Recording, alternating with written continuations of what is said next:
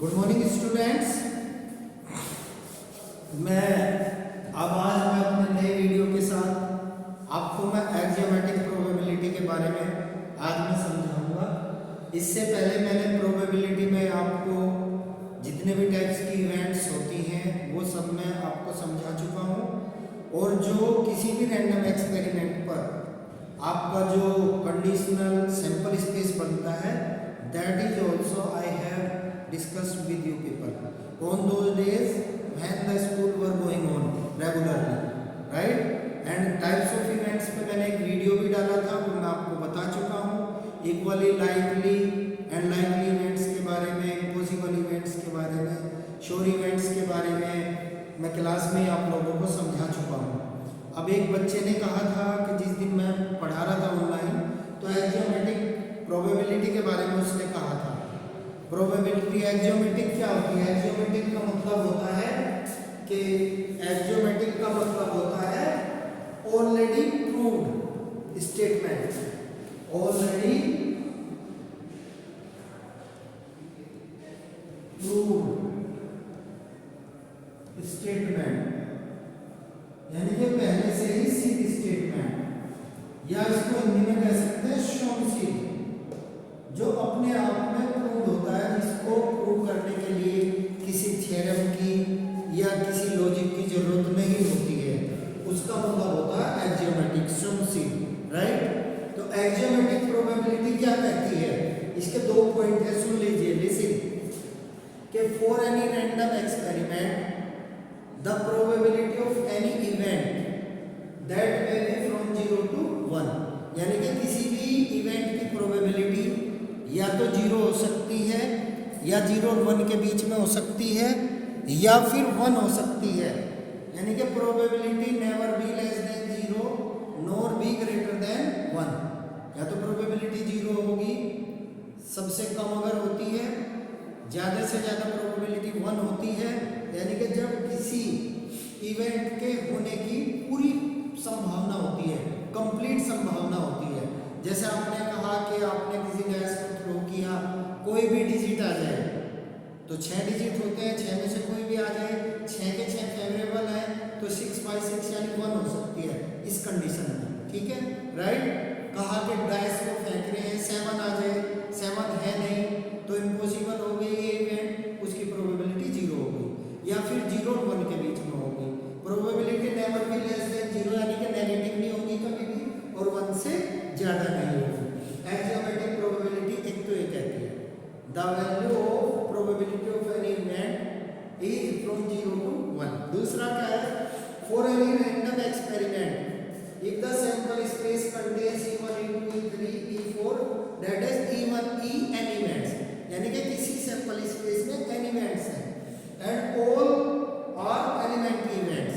Elementary events are those in which there is no common. Elementary events वो होती हैं जिनमें आपस में कोई भी कॉमन नहीं होता है। तो एक्जियोमेट्रिक प्रोबेबिलिटी क्या कहती है? The sum of the probability of all the elementary events is equal to the probability of sample space, और सैंपल स्पेस की प्रोबेबिलिटी 1 होती है। ये आपका एक्जियोमेट्रिक प्रोबेबिलिटी हो गया, राइट स्टूडेंट्स? ओके,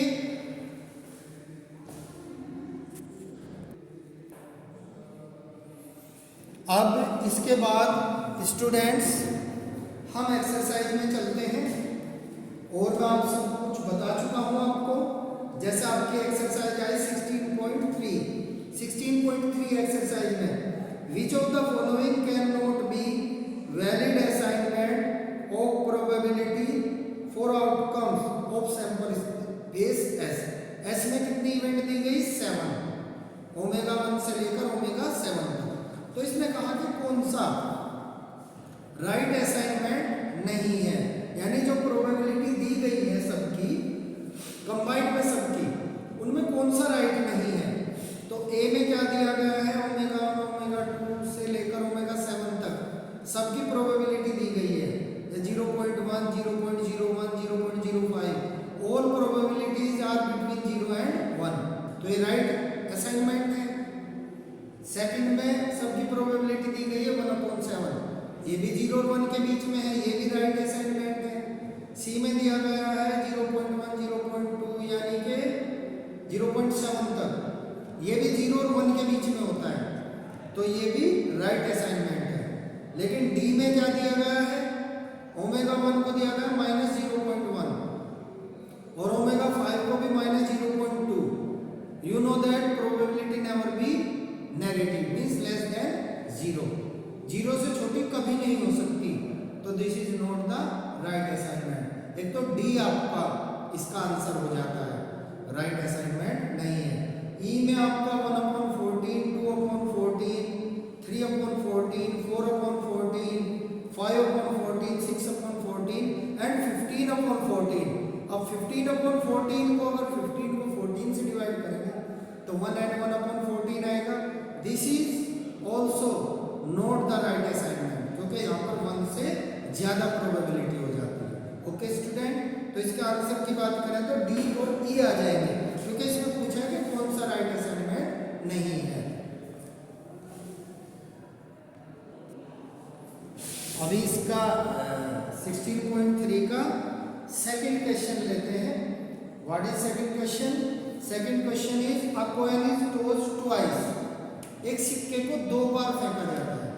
एक सिक्के को 2 बार फेंकना या 2 सिक्कों को एक साथ फेंकना, एक साथ में साइमल्टेनियसली, दोनों को एक जैसे कंसीडर किया जाएगा। अगर आपको कहा जाए कि एक सिक्का 2 बार फेंका जाता है तो you will consider that 2 coins are thrown simultaneously। तो what is the probability that at least 1 tail occur? कि क्या प्रोबेबिलिटी होगी कि एक टेल आए? when two coins are tossed simultaneously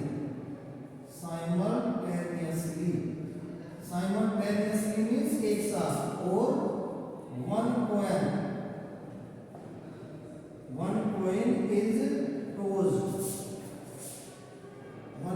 is tossed twice, या एक सिक्के को 2 बार फेंका जाता है, तो ये सेम है। सैंपल स्पेस क्या बनेगा? सिक्के में 2 रिजल्ट होते हैं, हेड और टेल।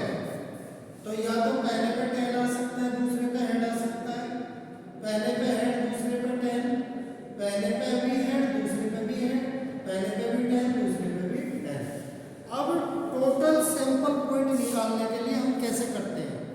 जैसे एक कॉइन में कितने रिजल्ट हैं? 2 रिजल्ट हैं। कॉइन को कितनी बार फेंका जाता है? 2 बार। तो उनके रिजल्ट के आपस में मल्टीप्लाई कर देंगे, 2 2 जा 4। जब 2 कॉइन को एक साथ फेंका जाएगा या एक कॉइन को 2 बार फेंका जाएगा तो सैंपल पॉइंट कितने बनेंगे? 4 बनेंगे। Right student, right. अगर किसी कॉइन को 3 टाइम्स फेंका जाता है तो 2 2 जा 4 2 जा 8 बन जाएंगे।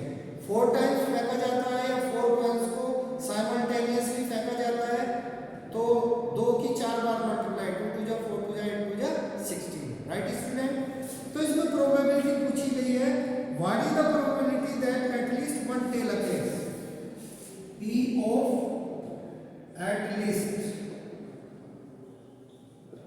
of at least 1 tail occurs। यानी कि इसमें कहा है कि प्रोबेबिलिटी ऑफ द इवेंट के कम से कम एक टेल आए। अब देखो सेंस से क्लियर होता है कि कम से कम एक टेल आए। इसका मतलब क्या है कम से कम एक टेल आए? वो कह रहा है कि एक बार तो टेल आना ही चाहिए, 2 बार आ जाए कोई प्रॉब्लम नहीं। यानी इसमें कौन कौन सी इवेंट आएगी फेवरेबल में?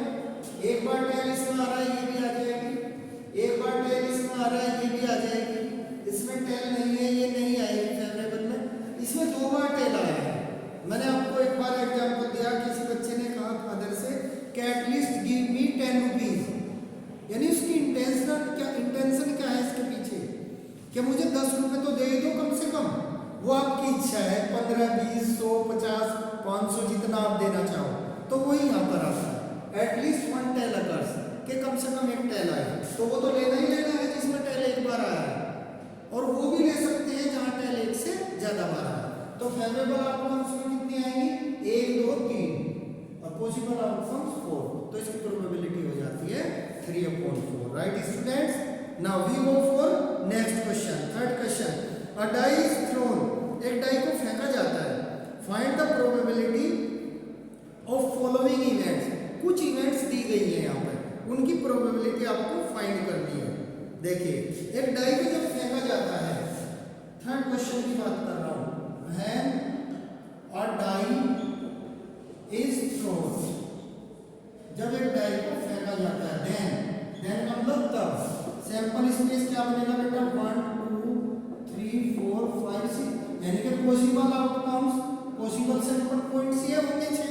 तो इसमें फर्स्ट पार्ट में क्या पूछा है, फर्स्ट पार्ट में पूछा है a prime number will appear, तो प्राइम नंबर की प्रोबेबिलिटी क्या होगी, ये तो बहुत इजी आप कर लोगे।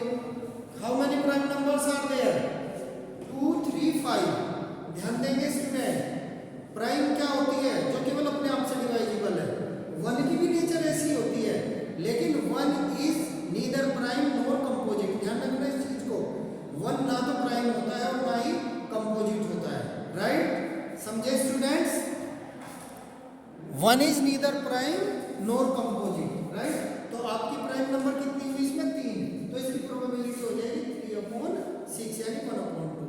Second, a number greater than और इक्वल टू 3 विल अपीयर, ये कह रहा है या तो 3 के बराबर नंबर आए या 3 से बड़ी आए, तो 3 को भी इंक्लूड करेंगे, 3 से लेकर 3 से बड़ी 1 2 3 4 आ जाएगी। सेकंड पार्ट में प्रोबेबिलिटी 4/6 यानी 2/3। Third part, a number less than और इक्वल टू 1 विल अपीयर, वो कह रहा है या तो 1 से छोटी नंबर आए या 1 के बराबर आए। आपको पता है कि डायस में 1 से छोटी कोई नंबर नहीं होती है, लेकिन वो कह रहा है कि इक्वल टू 1 भी आए, तो 1 यानी 1 ही होगी, इसकी प्रोबेबिलिटी 1/6 आ जाएगी। Fourth, a number more than 6 will appear, you know that in a dice there is no digit which is greater than 6, तो इम्पॉसिबल इवेंट हो गई, 6 से बड़ा कोई डिजिट नहीं होता है, तो फेवरेबल आउटकम क्या आई 0, तो इसकी प्रोबेबिलिटी क्या आ जाएगी, ऐसे लिखना है, देखो लिखने का तरीका देख लो, probability a number more than 6, probability of a number ऐसे पढ़ोगे, जैसे मैंने ब्रैकेट लगा ऑफ पढ़ोगे इसको, probability of a number more than 6 से बड़ी कोई नंबर नहीं होती, तो फेवरेबल आउटकम्स 0 आई, 0/6 यानी 0, इसकी प्रोबेबिलिटी 0 आ जाती है। फिफ्थ में, a number less than 6 will appear, 6 से छोटी कितनी नंबर है 5, तो फेवरेबल आउटकम्स 5 हो जाएगी, 5/6 इसकी प्रोबेबिलिटी हो जाती है, right student? Now we take fourth question, a card is selected from a pack of 52 cards, 52 cards की गड्डी है, ठीक है ना, तो उससे एक कार्ड लिया जाता है। अब कार्ड के बारे में मैंने आपको बता रखा है, कार्ड के बारे में मैं एक बार और आपको बता दूं, कार्ड के बारे में क्या है, कितने कार्ड होते हैं, 52 कार्ड्स होते हैं, टोटल कार्ड्स 52, राइट? अच्छा जी, टाइप्स ऑफ कार्ड्स, चार टाइप के होते हैं। Number 1 spade, number 2 club, number 3 diamond, number 4 heart. मैं पहले भी बता चुका हूं, लेकिन मैं फिर भी रिपीट कर देता हूं, ठीक है? इनका कलर ब्लैक, क्लब का colour black, diamond red, heart red, right बेटा? ठीक है, टोटल कार्ड कितने होते हैं, 13 होते हैं, सभी 13, 13, ये भी 30, ओके? अब अगर हम बात करें, हर प्रकार के कार्ड में किंग एक होता है, किंग, एक किंग स्पेड, एक क्लब, एक डायमंड, एक हार्ट। ऐसे क्वीन भी एक होती है सबकी, जिसको रानी बोलते हैं, बेगम।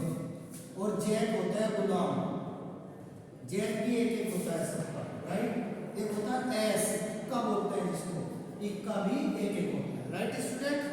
तो इसका मतलब अगर ब्लैक एस की बात करें 2 होते हैं, रेड एस की बात करें वो भी 2 होते हैं, ब्लैक क्वीन की बात करें वो भी 2 होते हैं।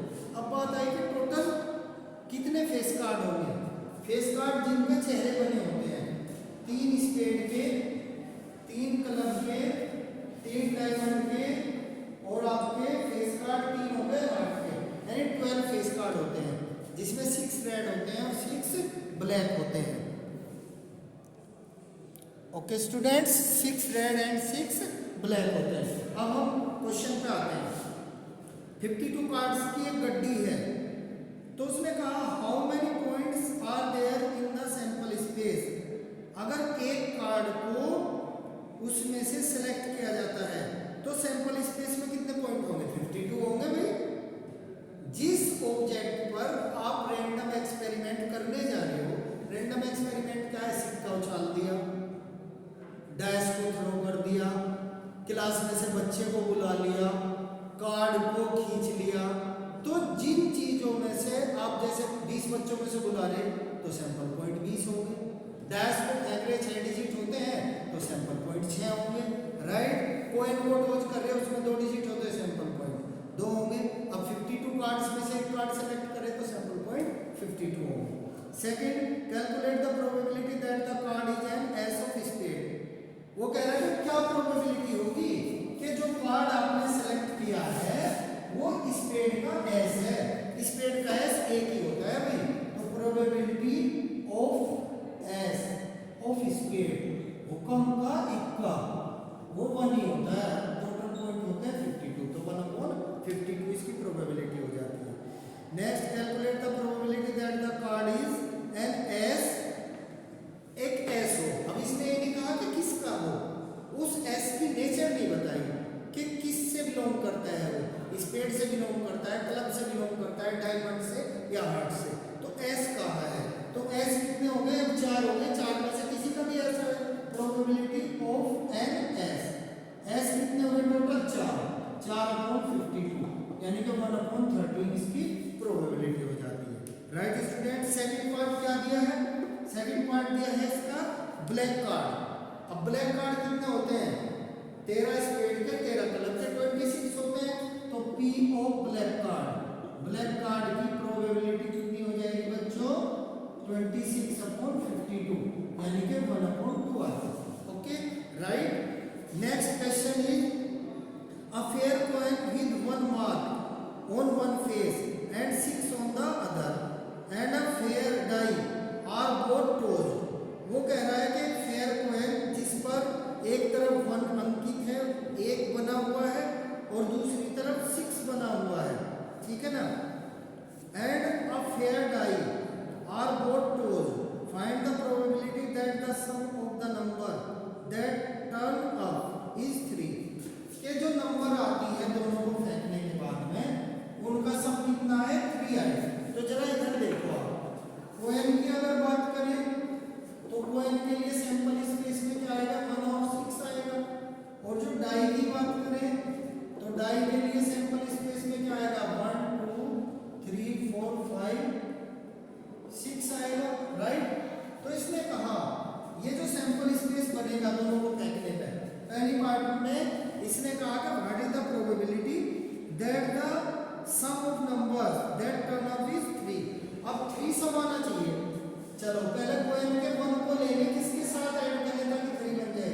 1 को 2 के साथ, तो एक तो आ सकता है 1 2, राइट स्टूडेंट, यानी कि उस पर 1 आ जाए, इस पर 2 आ जाए। ओके, एक तो ये आ गया। दूसरा, आप 6 किसी के साथ नहीं ले सकते, यानी 1 और 2 ही ले सकते हो, और किसी से नहीं आएगा, तो इसका सैंपल पॉइंट एक ही हो जाता है, 1/4। अब आपके सैंपल पॉइंट टोटल कितने बनेंगे? इसमें कितने हैं? 6, 6 दूनी 12, 1/12 इसकी प्रोबेबिलिटी आपकी हो जाती है, right student. Okay student, and for second part of this question, second part में क्या कहता है कि सम कितना आना चाहिए? 12 आना चाहिए, सम आना चाहिए 12। तो 12 सम भी एक ही तरह से आ सकता है, कॉइन में 6 है और डाई में 6 है, इसकी प्रोबेबिलिटी भी आपकी 1/12 हो जाती है, राइट स्टूडेंट्स। ओके, इस वीडियो में इतना ही। अभी मैं दूसरा वीडियो भी बनाऊंगा, देख रहा हूँ आज 2 या 3 वीडियोज में आपको भेज देता हूँ, जिससे सारा चैप्टर आपका क्लियर हो जाएगा। Okay, thank you.